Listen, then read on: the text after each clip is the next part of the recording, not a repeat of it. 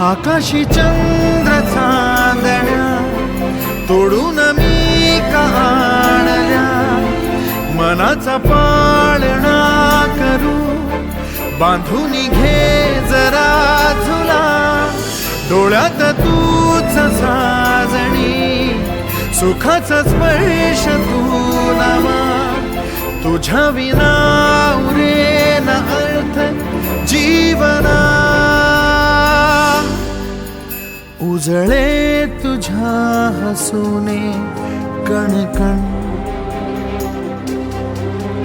अन चंद्र हे हातीचे काकण.